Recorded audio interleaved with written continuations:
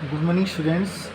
Previous lecture हुआ था उसमें अपन ने लंबी वक्र रेखा तंत्र के बारे में पढ़ा था।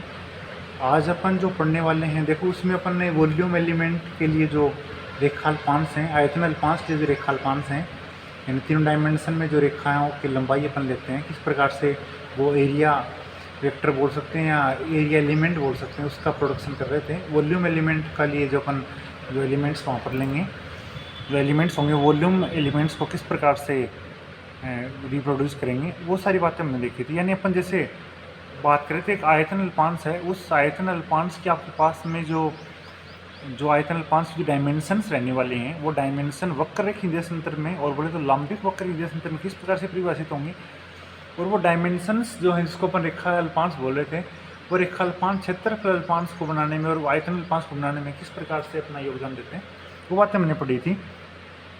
अब आज से अपन जो पढ़ने वाले हैं वो सारा अपन पढ़ेंगे, वो बीएससी फर्स्ट ईयर से काफ़ी रिलेट करेगा। अपन ने बीएससी फर्स्ट ईयर में यूनिट नंबर फर्स्ट में चैप्टर पढ़ा था अदिश और सदिश क्षेत्र वाला, और उसमें अपन ने ग्रेडियंट, करल और डाइवर्जेंस वगैरह के टॉपिक पढ़े थे। तो आपके लिए एक अच्छा इसमें अप्रोच रहेगा अगर आप एक बार वो वहाँ से पढ़ के आएँ, क्योंकि वो सेम टू सेम वही प्रोसेस अपनी यहाँ पर पढ़ेंगे, लेकिन सिर्फ फ्रेम है वहाँ पर अपने कार्टेशियन कोऑर्डिनेट सिस्टम में पढ़ा था।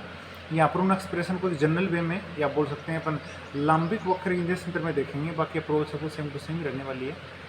तो सबसे पहले तो अपने पास में कोई वेक्टर क्वांटिटी हो और अपने पास में उसके कंपोनेंट दे रखे हों निर्देश अक्षों के रिस्पेक्ट में, और एकांक सदिश अपने पास जिस प्रकार से अपन डिफाइन करते हैं लंबिक वक्र रेखा तंत्र में E1 cap, E2 cap, E3 cap, तो किसी सदिश को किस प्रकार से रिप्रेजेंट कर सकते हैं और उस सदिश को रिप्रेजेंट करना सीखेंगे पहले।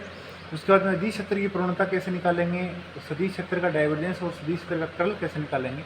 ये टॉपिक हैं जो बीएससी फर्स्ट ईयर वाले ही यहाँ पर रिपीट हैं, लेकिन यहाँ पर इनको रिप्रेजेंट करने के लिए रेफरेंस फ्रेम अपने पास में दूसरा है। तो सबसे पहले तो अपन एक टॉपिक पढ़ते हैं जो इसमें है वक्र रेखी निर्देश तंत्र में सदिश का प्रदर्शन। एक बात ध्यान रखें, आज से जो लेक्चर आ रहे हैं वो हिंदी मीडियम के लिए सेपरेट लेक्चर होंगे और इंग्लिश मीडियम का लेक्चर होगा वो सेपरेट होगा। इंग्लिश मीडियम के बच्चों को कुछ इंग्लिश टर्मिनोलॉजी की थोड़ी सी प्रॉब्लम है, तो उसके लिए उनका लेक्चर सेपरेट ही होगा। तो ये लेक्चर है वो केवल हिंदी मीडियम के बच्चों के लिए ही है, इंग्लिश मीडियम के लिए जो है वो लेक्चर अलग से रहेंगे। तो देखो वक्र रेखा तंत्र में सदिश का प्रदर्शन कैसे करें, ठीक है। अब इसमें जैसे अपन कोई सदिश के कंपोनेंट हों और यूनिट वेक्टर हो तो अपन कैसे लिखेंगे, देखो यदि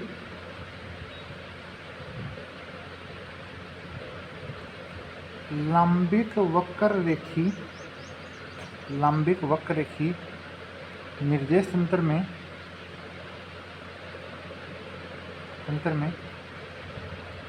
निर्देश अक्षों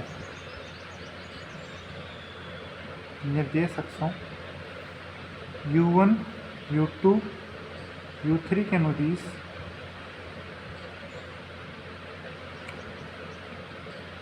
क्रमशः एकांक सदिश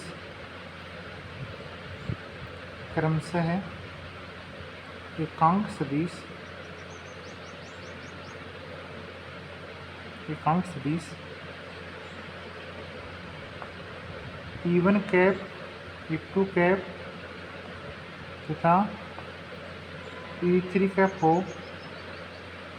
तथा किसी सदिश ए वेक्टर के घटक A1, A2, A3 हो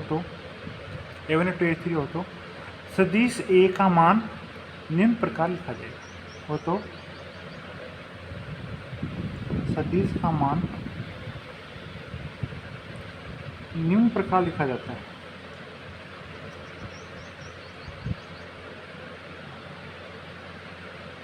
देखो आपके पास में जो कंपोनेंट है वो A1, A2, A3 हैं और यूनिट वेक्टर हैं वो E1 cap, E2 cap, E3 cap हैं। तो अपन देखो लिखेंगे इसको ए वेक्टर बराबर A1 E1 cap plus A2 E2 cap plus A3 E3 cap.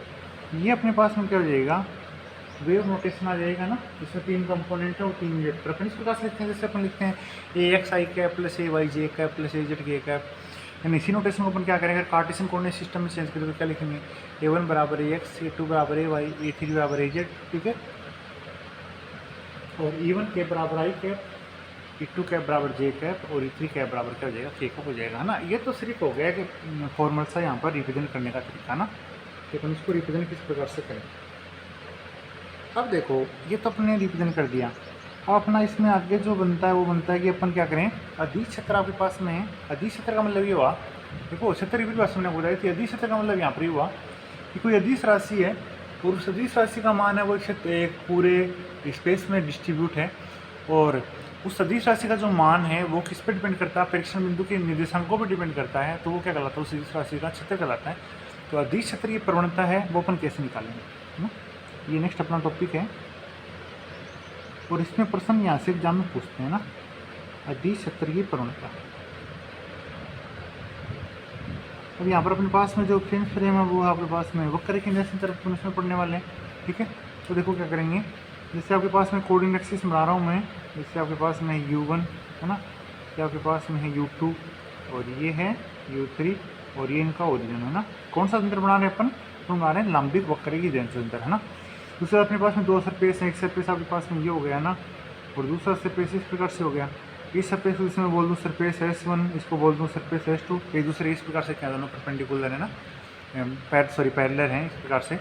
और यहाँ पर आपने कोई ऑब्जर्वेशन पॉइंट ले लिया अपने, जैसे कोई इमेजिनरी मतलब कोई भी आर्बिट्री पॉइंट पी ले लिया, वही अपन जो फर्स्ट में पढ़ते हैं वही प्रोसेस है पूरा, यहाँ पर मैंने क्यू ले लिया ना। और यहाँ पर जो वैल्यू है अदिश राशि जो उसकी वैल्यू y है, यहाँ पर आपके पास में क्या है y प्लस डेल फाई है ना। अब इस पार्टिकल p का पोजीशन वेक्टर मैंने यहाँ पर डिफाइन कर दिया, वो डिफाइन अपन करें मान लो r वेक्टर, ठीक है। और इस q पॉइंट का अपन यहाँ पर डिफाइन करें तो जैसे मैंने बोल दिया इसका मान है r plus del r vector, ठीक है। तो ये p से लेकर q तक का जो डिस्प्लेसमेंट वेक्टर हो जाएगा, ये आपके पास कितना हो जाएगा, डेल वेक्टर हो जाएगा, है ना।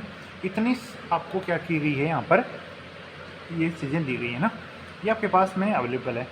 आपको दिया क्या गया है कि दो सरफेस हैं अदिश क्षेत्र में, इसको इनको अपन क्या बोलेंगे, S1 S2 अपन क्या बोल सकते हैं, इनको अपन बोलते हैं सम अदिश पृष्ठ, क्या बोल सकते हैं, सम अदिश पृष्ठ। यानी ऐसे पृष्ठ हैं जिन पे एक ही पृष्ठ के सभी बिंदुओं पर, जैसे S1 पृष्ठ के हर बिंदु पर और S2 पृष्ठ के हर बिंदु पर आपके पास में क्या है, जो अदिश राशि है उसकी वैल्यू आपके पास में क्या है, कॉन्स्टेंट है। यानी पूरे S1 पे अदिश राशि का मान कितना आपके पास में पाई, जो आपके पास में क्या है, कॉन्स्टेंट है।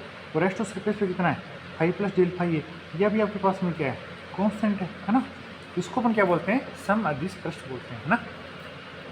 अब देखो ये आपके पास में है, अब अपन को करना क्या है, प्रवणता का मतलब ये हुआ कि प्रवणता का मतलब होता है कि किसी भी अदिश राशि में दूरी के सापेक्ष उस राशि में जो अधिकतम परिवर्तन है ना, दूरी के सापेक्ष उस अदिश राशि में अधिकतम परिवर्तन है, उसको अपन क्या बोलते हैं, उस अदिश क्षेत्र की क्या बोलते हैं, प्रवणता बोलते हैं ना।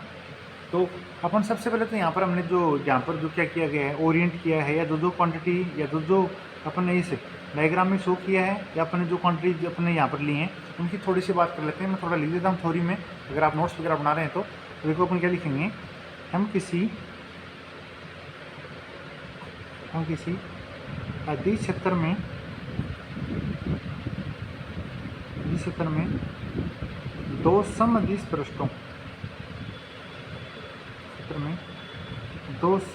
पृष्ठों S1 तथा S2 पर विचार करते हैं,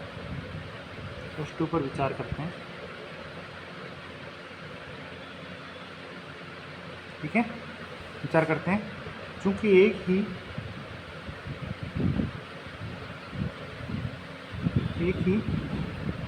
सम अदिश पृष्ठ पर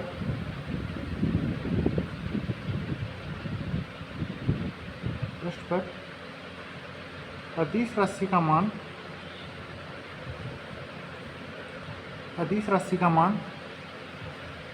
पृष्ठ के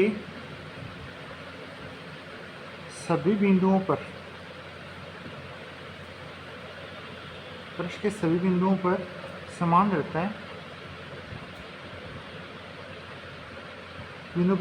है, ठीक है। ये अपने जो बताई या हमने जो यहाँ पर ली है वो अपन ने यहाँ पर लिख दी है ना। उसके बाद में माना, और देखो सभी स्टूडेंट जितना आपको काम ऑनलाइन क्लासेस में करवा दिया गया है, तो ऑफलाइन क्लासेज एक तारीख से आपकी जब शुरू हों तो आपकी जिम्मेदारी बनती है कि आप उतना काम मेंटेन करके लाएँ नोटबुक में। तो अपन क्लास में जो पढ़ने वाले हैं वो क्लास में इससे आगे का अपन कंटिन्यू करेंगे, ठीक है। आपको कोई वहाँ पर कोई किसी भी टॉपिक में अभी तक जो पढ़ा उसमें कोई कन्फ्यूजन है तो उसको अपन एक बार समझ लेंगे, लेकिन लिखने का काम आप बेहतर रहेगा कि अपन आप उसको साथ साथ में करें। एक बार इतना आपको करवा रहा है ना, करवा दिया गया जो भी है, तो थोड़ा उसमें टाइम भी बचेगा फिर, और आपको थोड़ा लिखने की प्रैक्टिस और वो भी बन जाएगी। तो देखो इसमें अपन लिखेंगे कि माना समदिश पृष्ठ S1 पर, माना सम अदिश पृष्ठ S1 पर अदिश राशि का मान, अदिश राशि का नियत मान,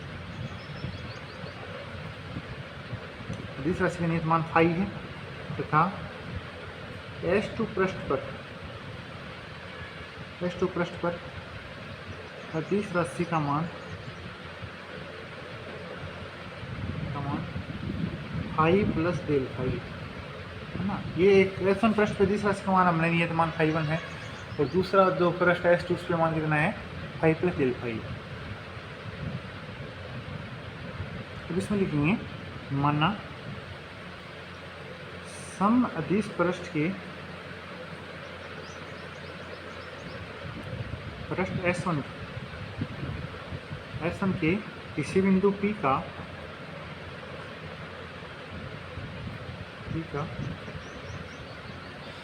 सम अदिश पृष्ठ S1 के किसी बिंदु P का स्थिति सदिश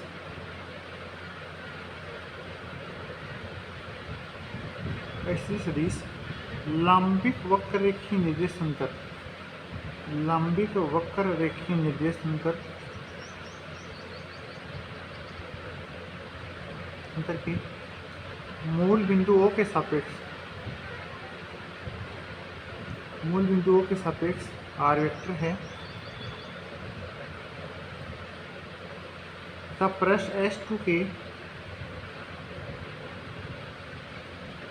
किसी बिंदु Q का, S2 के पृष्ठ S2 के किसी बिंदु Q का स्थिति सदिश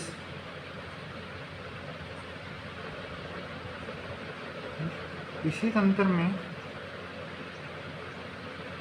R vector plus del R vector है, ठीक है। ये आपने लिख दिया ना, R वेक्टर प्लस DR भी लिख सकते हो, R vector plus del R भी लिख सकते हो ना, कोई खास बात नहीं है ना। फिजिक्स में इसके अनुसार अपन कर सकते हैं। अब देखो यदि बिंदु P के कोऑर्डिनेट की बात करें अपन लंबी वक्र के अंतर में U1 U2 U3 हो, तो सीधी सीधी बात आपका जो पोजीशन वेक्टर होगा उसका फलन हो जाएगा U1 U2 U3 का हो जाएगा, है ना। अपन लिखेंगे यदि बिंदु P के, यदि बिंदु P के निर्देशांक, बिंदु P के निर्देशांक लंबिक वक्र रेखीय अंतर में, लंबिक वक्र रेखीय निर्देशांतर में कितने हो U1 U2 U3 के समुच्चय से अपन लिखते हैं, है ना। जैसे मैंने बोल दिया U1 U2 U3 हैं, तो R वेक्टर आपके पास क्या हो जाएगा, R वेक्टर बराबर हो जाएगा R vector function of U1 U2 U3, जैसे अपना XYZ लिखते हैं ना ये आपके पास में। और बिंदु P के सापेक्ष जो Q का स्थिति सदिश हो जाएगा वो क्या हो जाएगा, PQ वेक्टर बराबर डेल R वेक्टर हो जाएगा, है ना। तथा बिंदु P के सापेक्ष, P के सापेक्ष Q का विस्थापन सदिश, Q का विस्थापन सदिश PQ वेक्टर बराबर आ जाएगा आपके पास डेल R वेक्टर या DR वेक्टर, ठीक है। इतना समझ में आ गया। ये तो देखो अपन ने जो यहाँ पर ओरिएंट करके अपन चले हैं वो अपन ने यहाँ पर क्या किया है, सीखा है। अब देखो अब अपन क्या करें, वेरिएशन की बात करें तो देखो अपन चले P से लेके Q तक, है ना। देखो P और Q बिंदु है वो कोई आर्बिट्री बिंदु, P1 बिंदु आपके पास में वो सरफेस S1 पे है, और सॉरी P बिंदु है वो, और Q बिंदु सरफेस S2 पे है। तो अपन क्या करें यहाँ पर, अगर P से लेके Q तक अपन क्या करें, किसी क्वांटिटी में आपके पास में जो अदिश राशि या अदिश फलन है उसको देखो, इसको राशि जो आपके पास में अदिश राशि है ना इसको अपन फलन भी बोल सकते हैं, फलन भी बोल सकते हैं। क्योंकि जब क्षेत्र की बात करते हैं ना, क्षेत्र में कोई भी क्वांटिटी होती है ना वो किस पर डिपेंड करती है, फिर वहाँ पर कोऑर्डिनेट पे डिपेंड करती है, किस पर डिपेंड करती है, कोऑर्डिनेट पर डिपेंड करती है। और जब भी एक क्वांटिटी को अपन किसी दूसरी क्वांटिटी के फॉर्म में लिख सकते हैं ना, तो जिसको अपन लिख सकते हैं उसको अपन क्या बोल सकते हैं, यहाँ पर फलन बोल सकते हैं ना। जिससे अपन बोल दिया कि आपके पास में वाई एक्स का फलन है, ठीक है। तो फलन का मतलब ये है कि वाई को अपन एक्स के स्क्वायर में या एक्स के पदों में क्या कर सकते हैं, यहाँ पर रिप्रेजेंट कर सकते हैं। तो देखो पी से लेकर अपन क्यू तक यानी पी क्यू की दिशा में फलन के परिवर्तन की बात कर किया जाएगा। दोनों राशियों की वैल्यू अपन उसको घटा देंगे और जितनी डिस्टेंस है उससे अपन क्या कर देंगे, उसको डिवाइड कर देंगे, तो आपके परिवर्तन हो जाएगा। अब देखो आपको देखना है मैक्सिमम परिवर्तन, मैक्सिमम या अधिकतम परिवर्तन देखना है ना। तो देखो क्वांटिटीज में जो वेरिएशन हो सकता है वो तो ये हो सकता है कि five plus del five minus five आप कर दें, यानी आपके पास में डेल फाइव जो है वो परिवर्तन है, ये परिवर्तन इसमें चेंज नहीं हो सकता। लेकिन अपन क्या करें, देखो पी से लेके क्यू तक अपन चलें या पी क्यू दिशा में चलें तो परिवर्तन क्या जाएगा आपके पास में del five upon del R आ जाएगा। लेकिन ये मैक्सिमम परिवर्तन हो इस बात की कोई गारंटी अभी तक नहीं है, क्योंकि पी और क्यू बिंदु हैं वो अपने पास में स्वैच्छिक हैं, अपने जहाँ पर सरफेस में अपनी मर्जी वहाँ पर ले रखें। यानी डेल आर यहाँ पर क्या नहीं है, डेल आर क्या भी अपने पास में फिक्स नहीं कि मिनिमम है मैक्सिमम है कितना ना। अगर अपन क्या करें, देखो डेल फाइव को तो अपन यहाँ पर वेरी कर नहीं सकते हैं, क्योंकि ये आपके पास में जो फंक्शन में या क्वांटिटी का जो वेरिएशन है वो आपके पास में क्या है, फिक्स है।